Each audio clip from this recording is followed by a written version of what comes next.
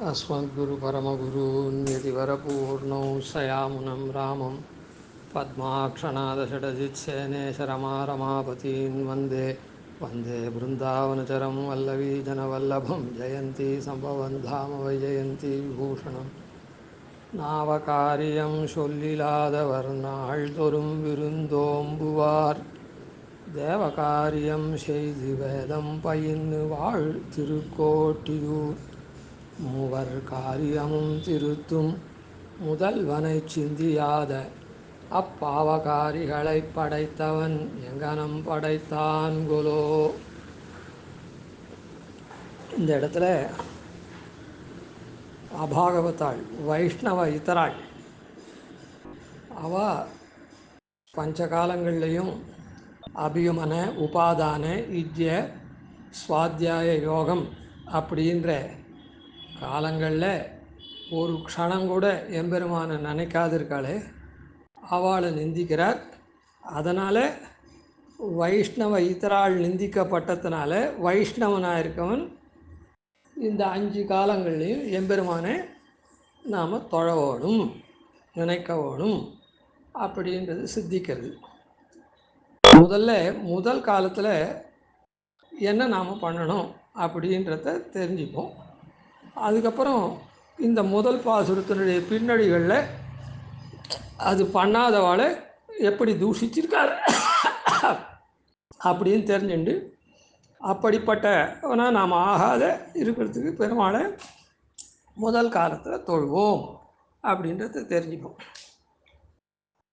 அதாவது முதல் காலத்தில் எழுந்துக்கிறது இருக்குதே, எழுந்துக்கிறதுன்றது 5வது காலத்தினுடைய முடிவு. 5வது காலமான யோகம் ராத்திரி படுத்துக்கிறோமே பெருமாளை நினச்சிண்டு அதனுடைய முடிவு எழுந்திருக்குச்சே. அந்த எழுந்திருக்குச்சே அரிர் அருகி அரிர் அருகி அரிர் அரிர் அருகி அப்படின்னு 7 தடவை சொல்லணும்னு பார்த்துருக்கோம். அது ஆன உடனே அந்த காலம் முடிஞ்சு போகுது. நம்முடைய மங்களார்த்தமாக அந்த எழுந்த உடனே பாபம் போகிறதுக்காக அருகின்னு சொன்னோம். நம்முடைய மங்களார்த்தம், நம்முடைய நன்மையெல்லாம் வரத்துக்காக ஆசுகாரியா, அதாவது ரொம்ப வேகமாக வந்து பெருமாள் கருடாரூடனை வந்து கருடவானத்தில் வந்து காப்பாற்றினானே கஜேந்திர ஆழ்வானே. கஜேந்திரன் கூட்ட உடனே 1000 வருஷங்கள் கஜேந்திரன் தானே போராடினான். அப்போ பெருமாள் வரல. எப்போ ஆதி மூலமேன்னு கூட்டானோ அப்போ உடனே வந்தான். அதை பட்டர் சொல்லச்சே பகவத ஸ்வராயை நமகான்னு பகவான் ரொம்ப அதிவேகமாக வந்தான். எப்படி வந்தான்னா கருடன் மேலே உட்காந்து கருடன் வேகமாக வரல, பெருமாள் அந்த கருடனையும் சேர்த்து இழுத்துன்னு வந்தான். அப்படின்ற மாதிரி அந்த எம்பெருமானுடைய வேகம் ஆசிரித்தனை கஜேந்திரன் ரட்சிக்கிறதுல இருந்தது அப்படின்னு சொல்கிறார். அதனால் நாம் என்ன பண்ணணும், பெருமாளை நம்முடைய மங்களம் நல்கிறதுக்கு அவன் வேகமாக வந்து நம்ம காப்பாற்றணும், அருளணும்னு பிரார்த்திக்கிறோம். அப்புறம் நம்முடைய காலைக்கடன் எல்லாம் அவளுக்கு என்ன சொல்லியிருக்கோ, எந்த வர்ணமோ எந்த ஆசிரமமோ அதுக்கு தகுந்தபடியான காலைக்கடன்கள்லாம் முடிச்சுட்டு, அதாவது ஸ்நானாதிகள் வரையில் முடிச்சுட்டு, ஸ்நானாதிகள்னால் அவள் பண்ண வேண்டிய சந்தியாவந்தன கிரியைகள் என்னென்னமோ, அப்புறம் எம்பெருமான தொழறது. அதுதான் என்னத்துக்கு அபிகச்சன் அரிம் பிராத்தகா அப்படின்னு பிராத்த காலத்தில் எம்பெருமான தொழறோம். இதில் யாரை நாம் இது பண்ணுறோம், அந்த கஜேந்திர ரக்ஷணம் பண்ணின எம்பெருமானே நாம் நினச்சி தொழணும். அப்புறம் நம்ம பொதுவாக இந்த நாள் பூரா நல்லது நன்னா பண்ணணுன்றதுக்காக பிரார்த்திக்கணும். இதுதான் கார்த்தால உள்ளான அபிகமனத்து காலத்தினுடைய நம்முடைய செய்கை. அப்போது எந்த பெருமாளை நாம் நினைக்கணும் தொழணும் அப்படின்னு சொன்னால், கஜேந்திரன் என்ன சொல்கிறது, மூலமே ஆதி மூலமேன்னு கூட்டுது. அப்போ மற்ற தேவதைகள்லாம் மூல மூலே திக்கின்னே நாகம் நாகம், அதாவது ரொம்ப வருத்தப்பட்ட கஜேந்திரன் என்ன பண்ணால் மூலமே ஆதி மூலமேன்னு கூப்பிட்டான். மற்ற தேவதைகள்லாம் நான் இல்லை அப்படின்னு சொல்லிட்டா. ஏன்னா அவள் மூலம் இல்லை, ஆதி மூலம் இல்லை. அதனால் ஏதோ ஒன்றுத்துக்கு மூலம் ஏதோ அங்குற்ற ஒன்று இங்குற்ற ஒன்று தவிர ஆதி மூலமாக அவள் இல்லாதனால நாகம்னு சொல்லிவிட்டா. உடனே எம்பெருமான் கஜேந்திராருடனே வந்து சேவை சாதித்து முதலியை மடித்து கஜேந்திரனை காப்பாற்றினான். காப்பாற்றி என்ன பண்ணான்? கஜேந்திரனுடைய காரியத்தை திருத்தினான். என்ன, கஜேந்திரன் அந்த மடுவில் புஷ்பத்தை பறிச்சது, பெருமாளுக்கு திருவாராதனம் பண்ண சமர்ப்பிக்கணும்னு. அந்த புஷ்பம் அதால் தானே காலில் முதல் வாயில் மாட்டின்னு கொடுத்து அப்புறம் வெளில வந்தால் தானே பெருமாளுக்கு கொண்டு சமர்ப்பிக்கிடுச்சு. அதனால் இப்போ அந்த காரியத்தை செவ்வனே பண்ணும்படியாக கஜேந்திரனை முதல வாயிலேருந்து மீட்டு அருளினான். அப்புறம் அந்த புஷ்பத்தை சமர்ப்பிச்சது. அதனால் இப்போது நம்முடைய காரியங்கள்லாம் செவ்வனே பண்ணி அருளுவன் எம்பெருமான். அது எப்போ வரணும்? அவன் தகுந்த காலத்தில் சீக்கிரமாக வரணும். அதனால் அந்த எம்பெருமானை நாம் நினைக்கணும். அதுதான் இங்கே சொல்கிறார் பின்னடிகளில். மூவர் காரியமும் திருத்தும் முதல்வனை சிந்தியாத அப்பாவகாரிகள். அந்த காலமே யாரை நினைக்கணும்? அபிகமன காலத்தில் மூவர் காரியமும் திருத்தும். பிரம்மா, சிவன், இந்திரன். பிரம்மா சிவன்லாம் பெருமாள் ரக்ஷண காரியத்தை பண்ணுறான். பிரம்மா படைக்கிற காரியத்தை பண்ணுறார், சிருஷ்டி காரியத்தை. சம்ஹார காரியத்தை சிவன் பண்ணுறார். அதனால் அந்த 2 பேர் காரியத்தை மாத்திரம் இல்லை, தன்னுடைய காரியத்தை தானே பண்ணுறான். ஸ்திதி காரியம், அதாவது ரட்சிக்கிற காரியம். இவா 2 பேரும் படைச்சி அழிச்சு பண்ணாலும் ஸ்திதி காரியத்தை அந்த தேவதைகள்லாம் வச்சு எம்பெருமான் பண்ணுறான். தேவதைகளுக்கெல்லாம் தலைவன் யார்? தேவேந்திரன். அதனால் மூவர் காரியமும். இப்போ தேவேந்திரனை யாரும் பரபிரம்மம்னு சொல்கிறதில்லை, பரமாத்மான்னு சொல்கிறதில்லை. பிரம்மாவும் சிவனும் தான் இந்த சிருஷ்டி ஸ்திதி சம்ஹார கர்த்தான்னு பிரம்மா விஷ்ணு சிவன் இருக்கிறதுனால அந்த விஷ்ணுவோடக்க பிரம்மாவையும் சிவனையும் அவள் கூட பரதெய்வம் அப்படின்னு நினைக்கிற மாதிரி இருக்குது. ஆனால் இப்போது இந்திரனை யாரும் நினைக்கிறது இல்லை. இந்திரன் ஒரு தேவனில் தேவதைகளுக்கு தலைவன் தேவேந்திரன் அப்படின்னு போகும். அப்போது இந்திரனை யாரும் பரதெய்வம் நினைக்கிறது இல்லை. இப்போ அவனையும் இவனோட சேர்த்துட்டாக்கா, இவாளோட சேர்த்தா இவாளும் பரதெய்வம் அன்று அப்படின்னு நமக்கு தெரியறதுக்காக அதோடு கூட அந்த ஸ்திதி காரியம் இங்கே இருக்கிற நாளில் தேவதைகள்லாம் நமக்கு நம்முடைய ரக்ஷணத்தை பண்ணுறாளோ இல்லை, அதுக்கு தான் தலைவனாக இருக்க தேவேந்திரன்.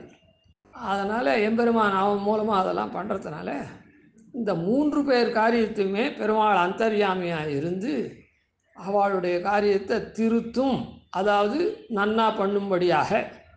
அவளுக்கு ஆபத்து வந்ததுன்னா அந்த ஆபத்துலேருந்து அவர்களை காப்பாற்றி அதெல்லாம் பண்ணுறான். என்ன ஆபத்து வந்தது? பிரம்மாவுக்கு வேதமே போயிடுத்து, மதுரையிடபாடு இது பண்ணான். அதனால் அப்போ காப்பாற்றினான். இந்திரனுக்கு மாவலியில் இடத்துலாம் அந்த மாதிரி பருவம் வந்துடுத்து, அப்போல்லாம் இந்திரனை காப்பாற்றினான். மாவலி தேவலோகம் மொத்தம் எந்துதான்னு தன் கீழே கொண்டு வந்துட்டான். அதனால் அந்த லோகத்தெல்லாம் மீட்டு கொடுத்தான். சிவனார் அதே மாதிரி பல சமயங்களில் அவருக்கு வந்தது.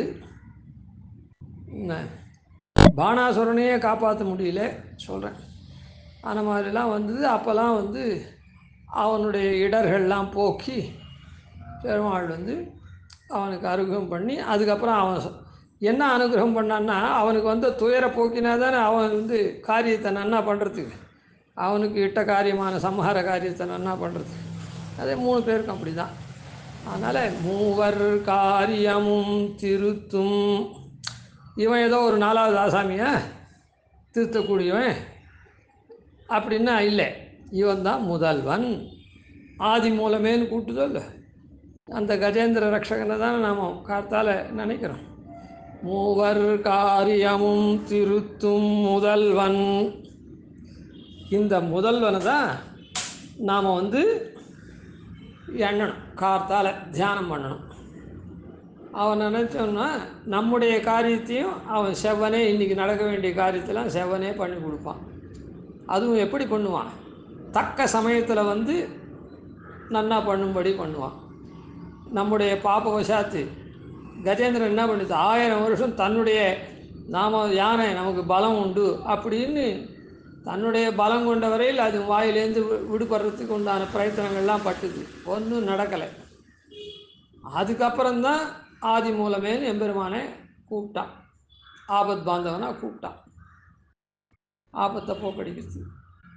அது கடைசி சமயத்தில் சரியான சமயத்தில் அந்த புஷ்பம் வாடுறதுக்குள்ளேயும் கூப்பிட்டான், வந்தார் பெருமாள் பண்ணார், புஷ்பத்தை பெருமாளுக்கு சமைச்சான். அப்புறம் அந்த மாதிரி நாம் என்ன பண்ணுறோம், எத்தனையோ நாள் நாமே பார்த்துக்குவோம் தான் இத்தனை நாளாக வந்துட்டுருக்கோம். இப்போ தான் நமக்கு கொஞ்சம் தெரியுது நம்மளால் முடியாதுன்னுட்டு. அதனால் ஒரு காரியத்தை நாம் பண்ணச்சே எம்பெருமான் தான் முடித்து வைக்கணும் அப்படின்னு இன்றைக்கி பூரா இந்த காரியத்தை நாம் வரக்கூடிய காரியங்கள்லாம் இந்த மாதிரி நன்னா பண்ணி வைக்கணும்னு அவனை தான் பிரார்த்திக்கணும். அவன் நம்மளுடைய காரியத்தை செவ்வனே திருத்தி நடத்துவான் நன்னா. அதுக்கு உண்டான பிரதிபந்தங்கள்லாம் நம்ம இடத்துல இருக்கிறதெல்லாம் போக்கி அவன் அருள்வன். அதனால் மூவர் காரியமும் திருத்தும் முதல்வன். முதல்வன்னா அவன்தான் காரணம். வேறு நம்மலாம் படைத்தவன் யார்? அவன்தான். அதனால் படைத்தவன் என்ன பண்ணுவான், தன்னுடைய படைத்த வஸ்து நன்னா இருக்கணும், தன்னால் படைக்கப்பட்ட வஸ்து தானே நினைப்பான். இப்போது குழந்தைகள் பிறக்கிறது, தாயார் தந்தையார் நம்ம குழந்தைகள் நன்னா வளரணும் அப்படின்னு நினைப்பாலும் இல்லை. அதுபோல் அந்த எம்பெருமான் நம்ம நன்னா வளர்ந்து நல்ல காரியங்கள்லாம் நாம் பண்ணும்படியாக செய்யக்கூடியவன், திருத்தி பணி கொள்ளக்கூடியவன். மூவர் காரியமும் திருத்தும் முதல்வன். அப்படிப்பட்ட முதல்வனை சிந்தியாத, அவனை எண்ணாத, காத்தால் எழுந்து அபிகமன காலமே எண்ணாத இருக்கக்கூடியவாள் எப்படிப்பட்டவாள்? நாமும் யாரால் படைக்கப்பட்டோம், யாரால் நாம் காப்பாற்றப்படுறோம், யாருடைய அனுகிரகத்தினால் நாம் காரியங்கள்லாம் பண்ணுறோம். அப்படிப்பட்ட எல்லாத்துக்கும் காரணமாக இருக்கக்கூடிய முதல்வனாக இருக்கக்கூடிய அந்த எம்பெருமானை நாம் சிந்திக்கலைன்னா கிருதக்னன் தானே, நன்றி கொண்டவன் தானே.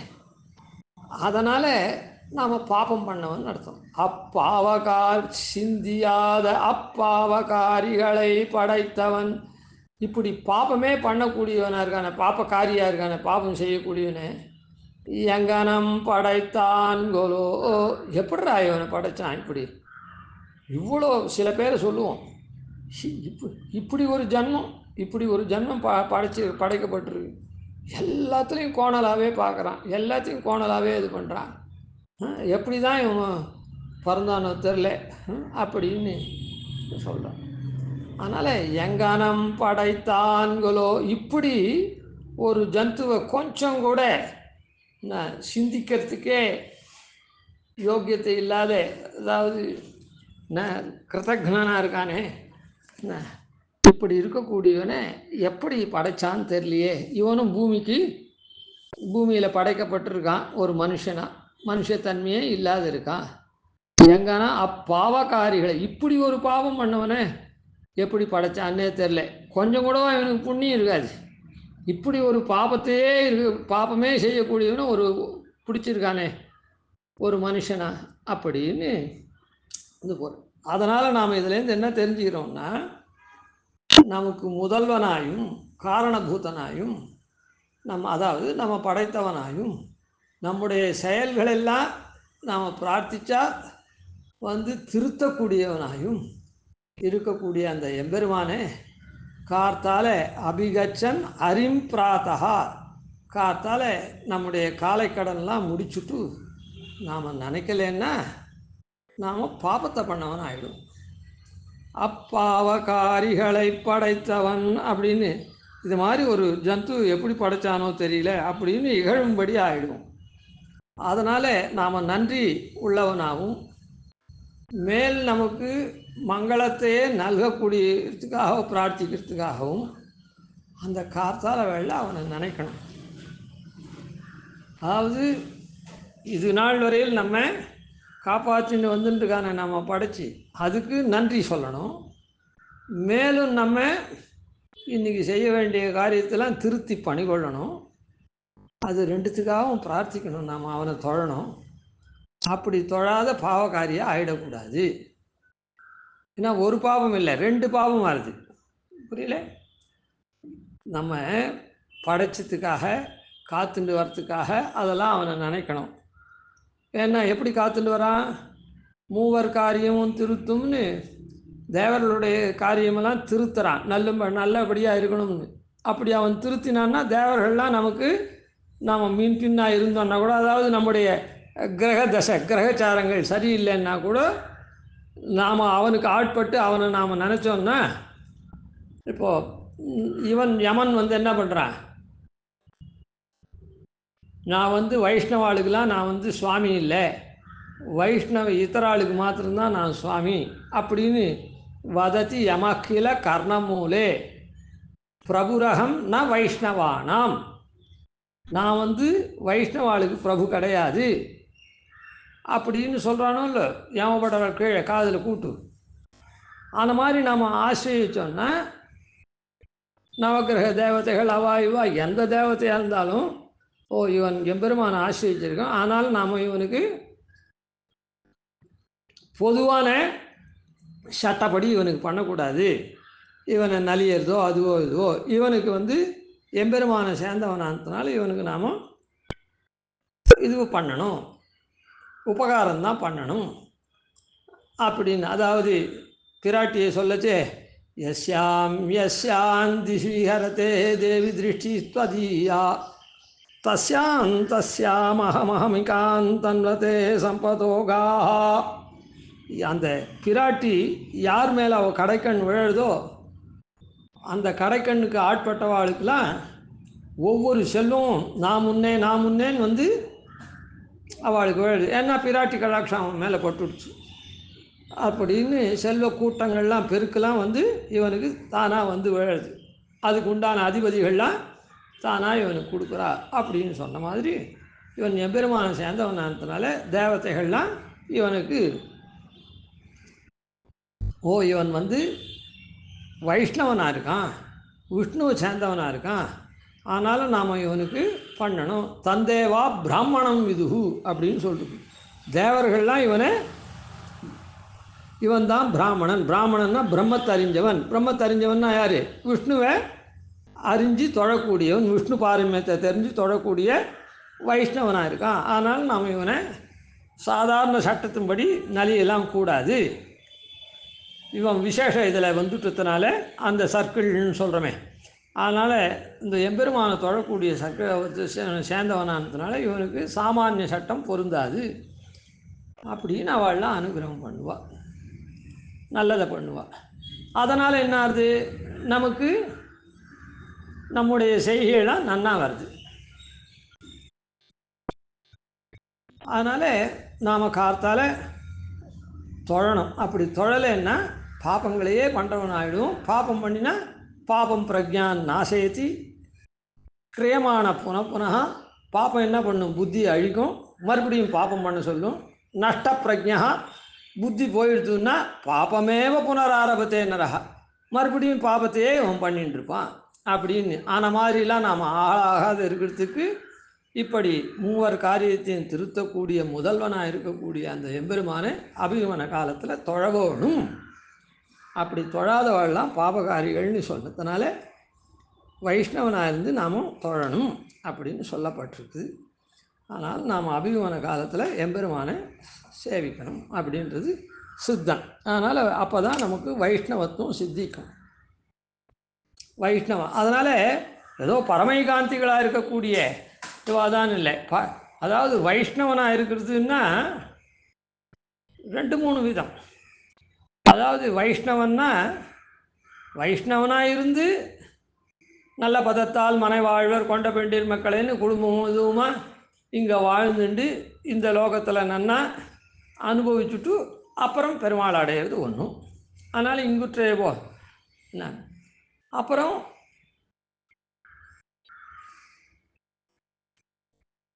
எதுவாக இருந்தாலும் பெருமாள்கிட்டயே பிரார்த்திக்கிறது, இத்தராள்கிட்ட பிரார்த்திக்காம, அது ஏகாந்தின்னு பேர்.